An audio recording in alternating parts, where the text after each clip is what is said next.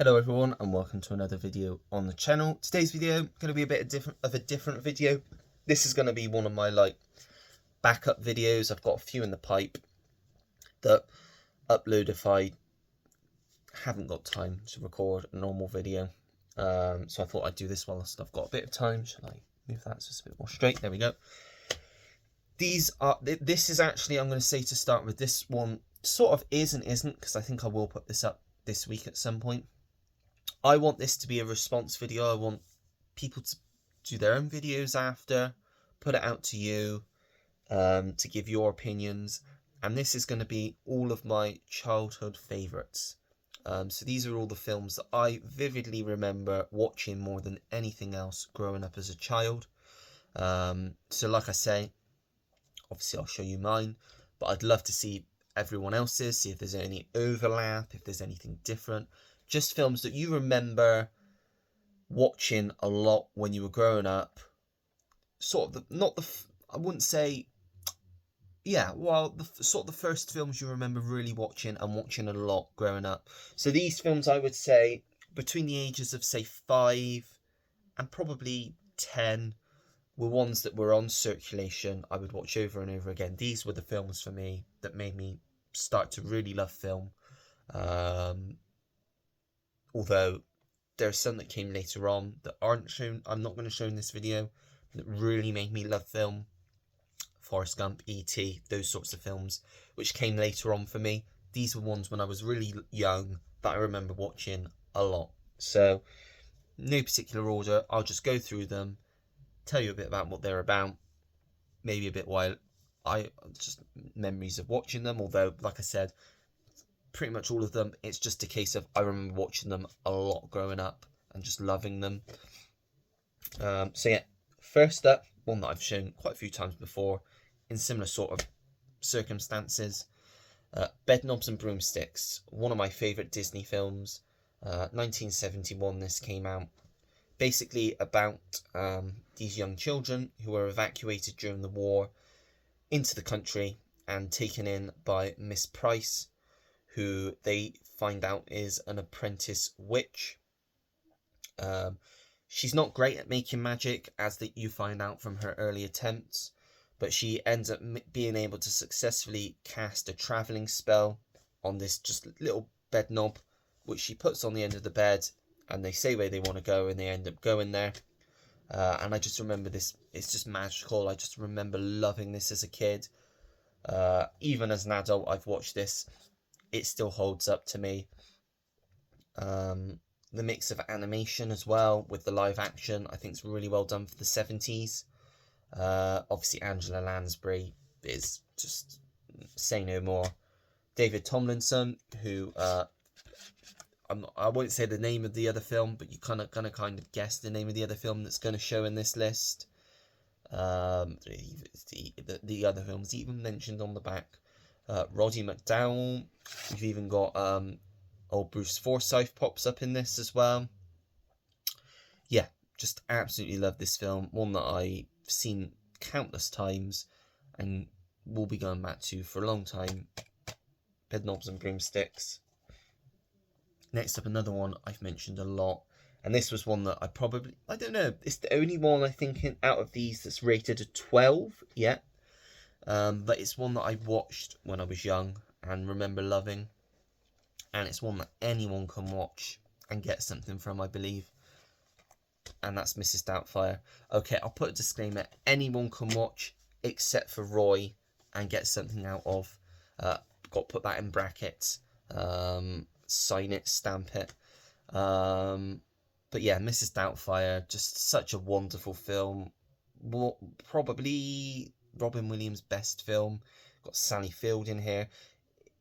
I think for me, I've said this I think in a video before, I felt that this film hit home for me a lot more younger grown up, because I related to what was going on, because my parents split up when I was very young, at a young age, like some of the characters in this film. And it's just a very magical film. Just the Robin Williams performance, obviously on both sides, playing Daniel and playing Mrs. Doubtfire is just brilliant. There's some really funny scenes in this, some really heartwarming scenes in this. Pierce Brosnan's brilliant in it as well. The score by Howard Shore, just a beautiful score. And it's just a must-watch film in my opinion. Chris Columbus, one of the best directors of the 90s. I mean, Home Alone, this, Bicentennial Man, 9 Months, another great film. And then the first 2 Harry Potters as well on top of that. Just a great director. Looking forward to his new film next month. Been a while since he's done something. But yeah, Mrs. Doubtfire, absolutely loved that. And next up, saying that, I think Chris Columbus produced both of these films, actually. Just films that, again, I remember watching a lot growing up. I saw the second and the third at the cinema. Vivid memories of watching them. I'd say it's more the first 2 that I've watched the most, which there's 2 shown here, and that's the Night at the Museum films. I just remember loving these 2 films. The third one's still good, but I was sort of aging out at the time I saw the third one. Again, Robin Williams, brilliant in both these films. Ben Stiller, Owen Wilson, Steve Coogan. First one, Dick Van Dyke, who's brilliant. Mickey Rooney as well. Bill Cobbs, Carlo Gugino. The music by Alan Silvestri is brilliant. Obviously directed by Sean Levy, or Levy, however you say his blooming name. Just loved the first one. Just such a magical film, quite literally. And the second one's really good as well. I really like the second one where they brought Hank Azaria in as, what's his name? Is it Rami Malek's character's brother? I can't think of his name. Got Christopher Guest in the second one as well. John Bernthal. Bill Hader as General Custer as well. Jonah Hill's got a really funny as Burundan. That I remember that. That's really funny. But yeah, Sean Levy back to direct it again. Alan Silvestri back to do the score. The original cast, except for Dick Van Dyke, Mickey Rooney, and Bill Cobbs, are back in it. Just a great, again, magical sequel. 2 magical films that, yep, I love. Remember watching a lot growing up. So yeah, really happy to have them. Night at the Museum 1 and 2. Next up we have Annie. Absolutely love Annie. Just one, like I said again, grew up on this film, watched it countless times. Sod the remake. I have the remake in the collection, but it's just not got that magic feeling that this film has. The casting in this is perfect, whether it's Aileen Quinn as Annie, Albert Finney as Daddy Warbucks. You've got Carol Burnett as Miss Hannigan, who's brilliant in this. Tim Curry. Is it Rooster he plays? Tim Curry? I think he does, doesn't he? And what's her name? Anne Reinking, who plays... What's her name? Can't think of the character's name, and it doesn't say on the back, I don't think. Not the housekeeper, you know who I mean. But I don't know why the name's gone out. Edward Herrmann, who plays FDR. Obviously the dog Sandy. And directed by John Huston, of all people. Wouldn't have put it to him to direct this sort of film, but there you go. But brilliant film. Great, like, kids film. Yeah, absolutely love this. And the soundtrack, the songs. Yeah, Annie. Then we have another one similar to that, from the 60s this time, Sound of Music. Always loved this film. The songs, Julie Andrews, Christopher Plummer. It's a long film, yes, it's 3 hours, but it flies by for me. Just absolutely love it. You got the new hour-long documentary on this about when Julie Andrews went back to Salzburg, which I've seen. Really good documentary. Recommend checking it out if you've got this Blu-ray. What other special features are there? There's a few others, I'm sure. That's on disc 2, that documentary. that's it for the most part. Special features is just your other typical crappy special features as well. But yeah, magical film based on true story as well. Which won Best Picture. So yeah, just adore the Sound of Music. Another one that sort of came out at the same time that I remember really enjoying and watching a lot as a kid, Chitty Chitty Bang Bang, Dick Van Dyke, Benny Hill, you've got Lionel Jeffries, you've got Sally Ann Howes, Gert Frobe, obviously known Goldfinger. Just see anyone else if I forget. Those are the main names that are popping off to me. Basically about this eccentric inventor who creates this car that can fly and float, do all sorts, and it takes his 2 young children and his lady friend, Truly Scrumptious. Everybody knows Truly Scrumptious. Everybody knows the song. In just fantastical and magical world, just filmed in some beautiful. I want to say it was probably filmed in like Switzerland, somewhere like that. Just beautiful locations. This was filmed in. Been many years since I've seen this though, so it's definitely overdue a rewatch because, as I say, it was a favourite growing up. But yeah, just another great, like sort of musical 60s Dick Van Dyke film. Chitty Chitty Bang Bang. Then we have Marley and Me, bit of a downer note. I've always been a dog person though, and whilst this is a very hard to watch film, being a dog person, it's one that I remember watching a lot growing up. Always one that makes you cry. I think everyone cries watching this film, whether you're a dog person or not. It's probably Owen Wilson's best film, I'm going to say. Jennifer Aniston's brilliant in it. Eric Dane, Alan Arkin's in it as well. Just a really great film about how a dog impacts your life. Shows you that they are really a member of the family, and yeah, it's just one that I remember always watching a lot growing up. Been a while since we watched this, but I think we're planning on doing a watch along with this, me, Sam and Roy, just because I want to see Roy's reaction. He's probably going to end it and say, oh, that was a load of sentimental hogwash.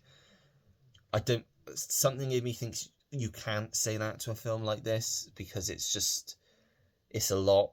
And it'd just be great to see his reaction on the screen to him watching this. But yeah, that is Marley and Me. Then we have Mary Poppins, another Julie Andrews 60s classic. It's just a classic film, isn't it?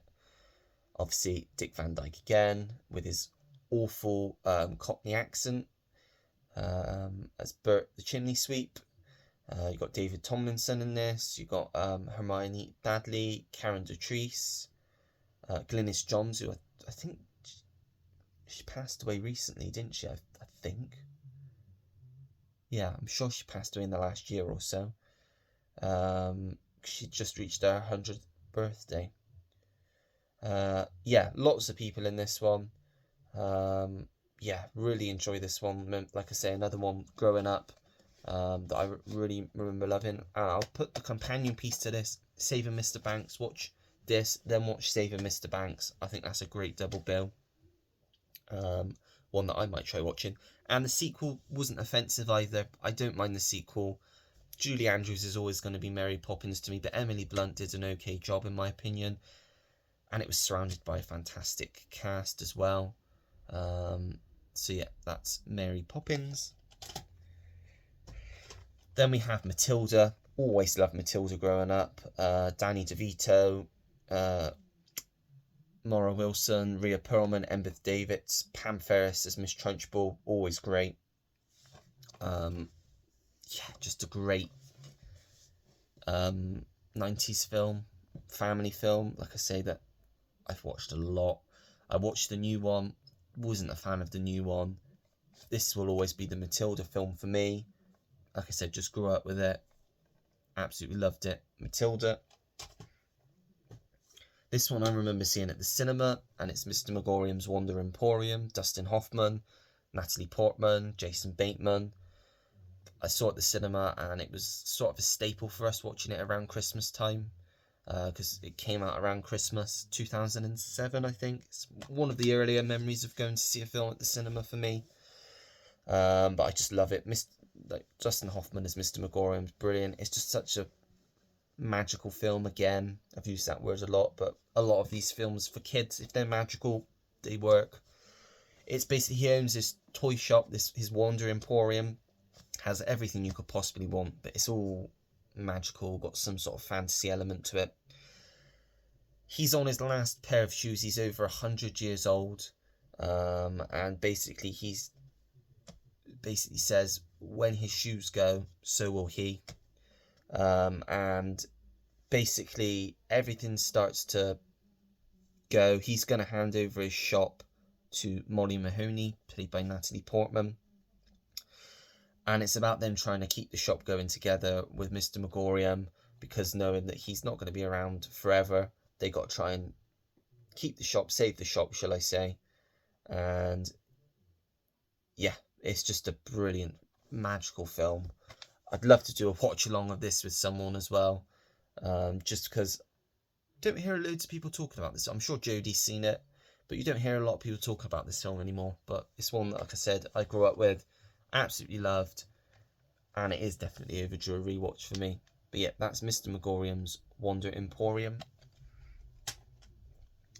Then we have, I'll show these two together, the Nanny McPhee films again. Magical films that I grew up with. Emma Thompson as Nanny McPhee, both of them great. I do personally prefer the original. You got Colin Firth in the original, obviously Emma Thompson as Nanny McPhee, like I said. Angela Lansbury's in the first one as well. You have got, I'm just trying to see the other cast. That's the only cast that's listed. There are more people that pop up in it. Obviously Kelly MacDonald's in the first one, although she's not credited on the back, but I remember her being in the first one. Yeah, it's just, they're both magical films. Again, great scores by Patrick Doyle, about a nanny that's called in as a last resort for these very naughty children, and she's basically told, she teaches them lessons basically and turns them around. And as she teaches them these lessons, because she's very ugly, she kind of transforms herself. But very, like, really sad film. This one especially, the ending always tears me up with the score.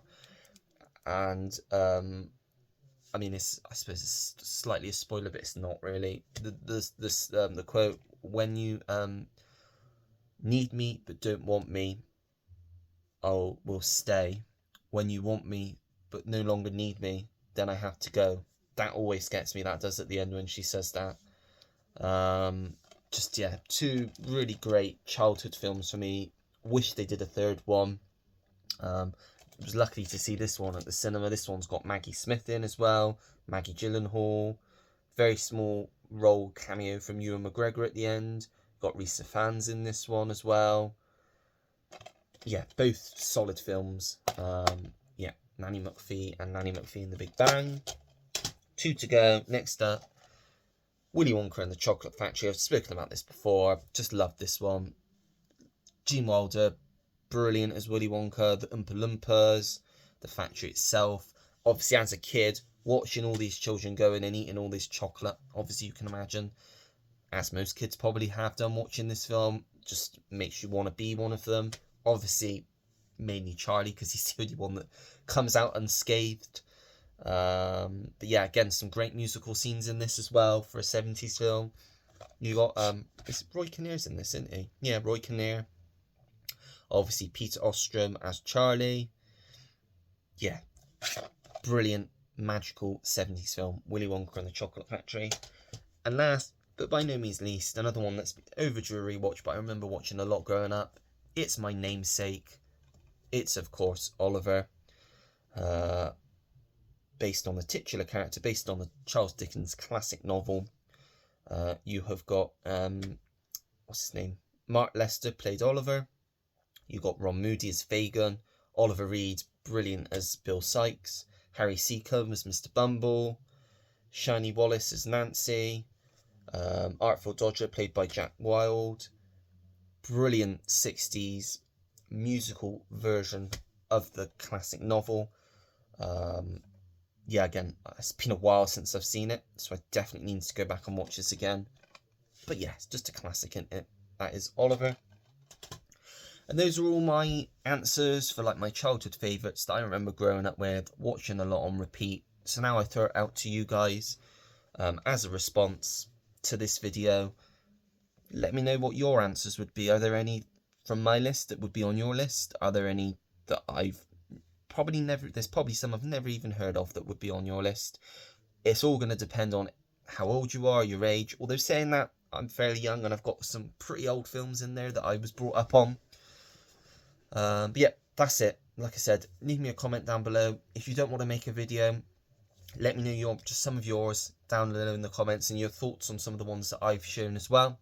If you like the video, make sure to give it a thumbs up, subscribe if you want to see more videos like this, turn your notification bell on so you know when I have a new video uploaded to the channel, comment down below anything and everything. As you know, I always take the time to get back to anyone that leaves me a comment because I really do appreciate it. And that is it, so until next time everyone, take care, goodbye.